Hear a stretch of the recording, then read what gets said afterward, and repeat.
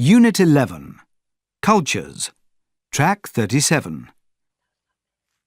I was in Yemen in the Middle East, and I was invited to a colleague's house for dinner. There was a long silence during the meal. I felt uncomfortable. I saw a beautiful table and said, "What a lovely table."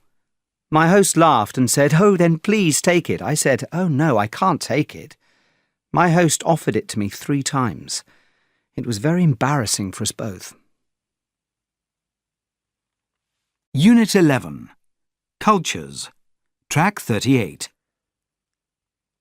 My friend Peter joined a French company recently.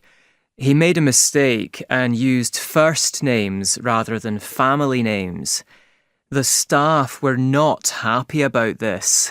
It is always best to be formal at first in France, especially when you start a new job.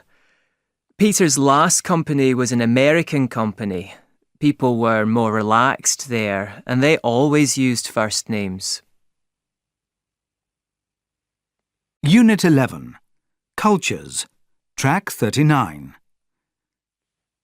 I was in Osaka in Japan, and we went out for a meal with our Japanese sales staff. There were lots of bottles on the table, and after a while I poured my own drink. I didn't wait for somebody to pour my drink, and I forgot to pour drinks for the others. The Japanese staff looked a bit embarrassed and started laughing. Unit 11. Cultures. Track 40. Can you give an example of a cultural mistake in business? Yes, I think mistakes can come from differences in styles of communication, which might be true for some different cultures. I have an example of working with a Dutch colleague who sent me an email saying, "I don't like the design, change it," which came across to me as very abrupt and a bit rude. Whereas actually he was just meaning to be very clear in what he wanted to happen. And once we had a conversation about that, I was able to change it in the way that he wanted. Unit 11. Cultures. Track 41. I have made a mistake.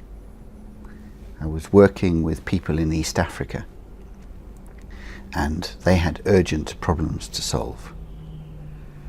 When I was working with them, I rushed the work. I got straight on to the business. And what I learned was that it's rude to start work on the business in East Africa before you have asked each other how you are and what's been going on in your lives. And so when I did the work, I found it hard to get on with it until I'd given them that space to do it. Unit 11. Cultures. Track 42. It's easy to make cultural mistakes working internationally. I usually write quite long emails. I leave the important part of the message until the end, and that normally comes after perhaps some funny comments. It took me some time to learn that people in other countries find that confusing. They don't understand that I am not being direct. They are confused by the humour, and what I am trying to say then often gets ignored. Unit 11. Cultures. Track 43. 1. Could I have a map of the city, please? Yes, here you are. 2. Could you recommend a good restaurant, please? Yes, there's a very good Italian restaurant near here. It's in Seymour Street. 3. Could you say that again, please? Yes, Seymour Street. I'll show you where it is on the map. 4. Could you copy this document for me, please? I'm sorry, I can't. The office is closed in the evening, but I can do it for you tomorrow morning. 5. Could I have my bill, please? Yes, I'll just print it for you. 6. Could you call me a taxi, please? No problem. Where do you want to go? Unit 11. Cultures. Track 44. So, Tom, things aren't going very well with you and Paul. What exactly is the problem? Well, we don't have a very good relationship. That's it, really. I don't think I can work with him. Why not? Well, it's not just me. I think the whole team feels the same. You see, Paul's not very good at communicating. Or maybe I should say, he communicates in the wrong way. He doesn't like face-to-face meetings. But that's the way we solve most of our problems here. He spends most of his time sending emails to all of us. He's very formal, too formal for this country. I suppose it's because of the culture he comes from. What about our customers? Does he get on well with them? Well, how can I put it? They respect him.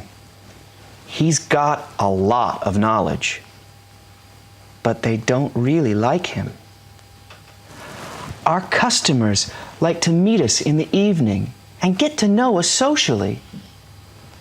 Paul doesn't join in. He's always too busy when a customer invites us for a meal. Maybe that's why the rest of the team doesn't get on well with him. They all enjoy meeting after work and having a good time together. Paul's just not interested in that sort of thing. It's a pity. Socializing is important over here. You know, we sent Paul out here to help you. But it isn't working, is it? Your relationship, I mean. No, it isn't. What's the solution then? What should we do? Well, I think the best thing to do is for me to have a talk with him. I'll give him some good advice.